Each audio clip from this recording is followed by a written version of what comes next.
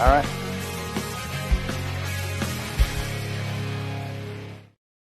I guess we'll talk about LHS football first. We lost big on the road to Baker, 36-6. I was at the game. Honestly there was nothing good. I didn't see anything good. One of the things that, and I'm going to put this out there for everybody, and people can comment. I don't care. The thing that we're lacking, one of the things that we're lacking, to me, that was really noticeable on Friday night is the bench and the coaches. Nobody was fired up. I was right there. Yeah. I mean, I was right there on the sidelines, and there was no like passion. Like I didn't see any like come on, and maybe it was there but not being shown. Yeah. But in a game like that on the road, for me, and I've played on the road in Baker before. And back then it wasn't the same. It would be more like playing on the road in Pendleton for us. But that's where that has to come out. You know what I mean? There has to be that desire. And I'm not saying that players and coaches didn't want it. I just didn't see any. You know what I mean? The fans were more pumped up than the players, and that shouldn't be the case. Yeah. And the coaches. You know what I mean? Like there was just it wasn't there. And I don't know if it's this mix of coaches along with this mix of players, but that's something that's got to be there in my eyes. Like I said, 36-6, tough game to lose to Baker. I mean, I think we lost to them the COVID year, which I think it was 2020, the year after the state championship. We lost to them at home. Yeah. And it was a close game. And since then, we haven't lost them. So I don't know. This team this year, we got to find it in the next week or two, or we're in trouble. Like it's not going to make the playoffs if things keep going the way they're going. Yeah. EOU met. Oh wait, let's talk about LeGrand boys soccer. They tied with defending state champ Ontario last week, which is pretty cool. I'm getting through the senior interviews with them right now. I had 3 of them in yesterday. So I'm doing them in kind of like stages by the week. I got the cheerleaders done, the football players done. I'm working on men's and women's soccer this week. And then next week I'll do volleyball and cross country, and that'll be all the fall. I think there's like 47 fall athletes or something like that total. And that's, if people want to check those interviews out, they come out about 2 or 3 of them a week on the network, and then we'll put together a little video at the end. But each one of those take probably, I don't know, an hour an interview. You know what I mean? Like when it all comes down to it, when it comes down to the scheduling it, getting the kid in here, talking with them, getting them out, getting it put into the editing software, putting the title on and all that, it probably takes a little more than an hour an interview. So by the end of just fall, there'll be a good 50 hours of work to put out. About, I don't know, I'd say a quarter of that in time. So what would that be, about 10 hours, 12 hours of interviews total? Yeah.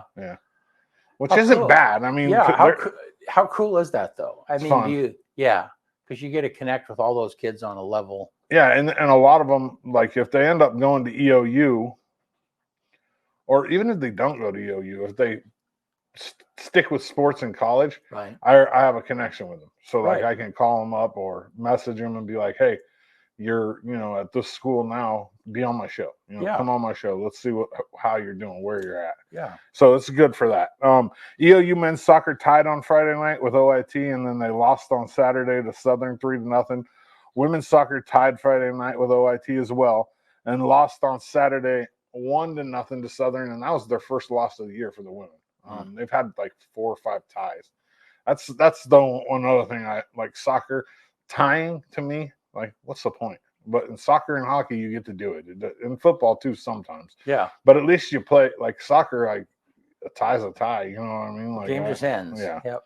I think it was George Brett that said, if losing's like kissing your sister, a tie is like kissing your grandma without her teeth in.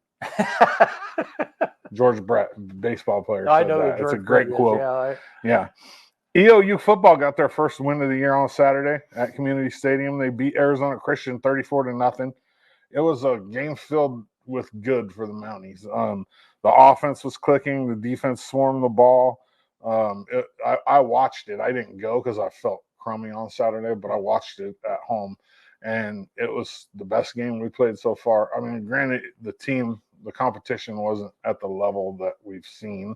Right. But Arizona Christian was 2-2 coming into the game. LHS grad Blaine Shaw was named Frontier Conference Defensive Player of the Week. He had a heck of a game. Cool. And just he recently moved positions. They moved him from safety in, and they put him in the box, which means that he's going to be more of a run stopper now. Safety, you're the last line of defense. When they move you, I think they moved him to Sam, linebacker, and that puts him in the box, so he just gets a lot more action. Yeah. And he's responded well. And I mean, obviously, if he got Frontier Conference Defensive Player of the Week, he did something right. Yeah.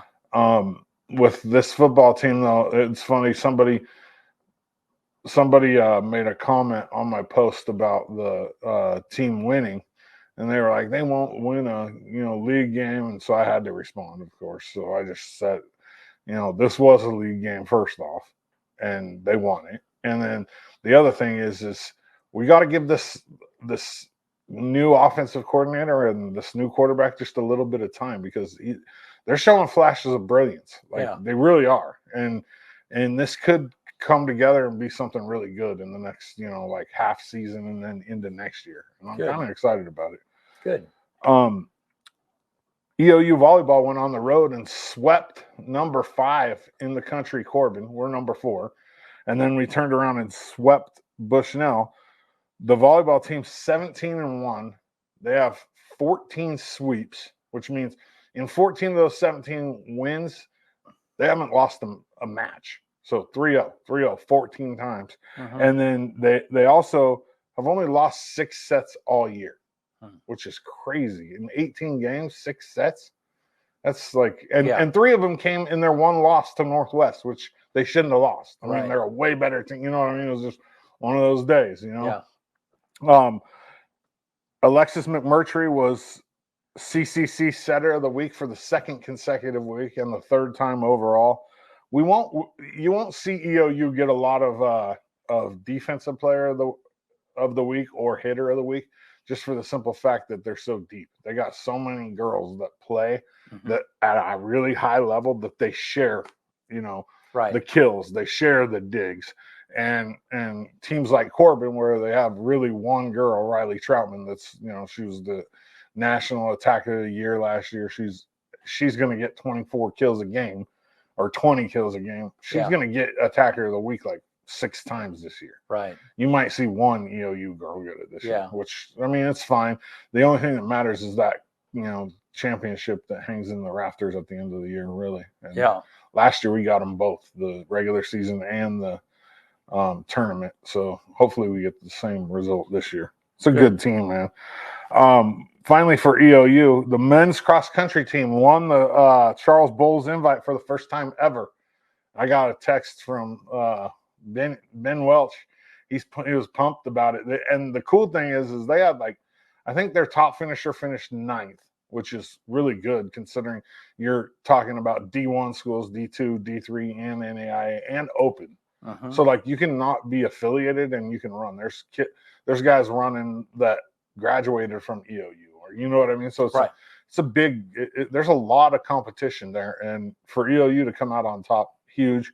That got them Team of the Week in the CCC, which is awesome. I mean, LeGrand football hosts Madras right here on Friday night, Community Stadium in LeGrand. It'll be right here on the EOA network at 7. And then Pendleton hosts Crook County over the hill. And that'll also be right here on the EOA Live network at 7. So we'll have dual games going at 7 p.m. on Friday night. And then the last thing for EOU, all their sports are on the road this weekend. There's nothing at home.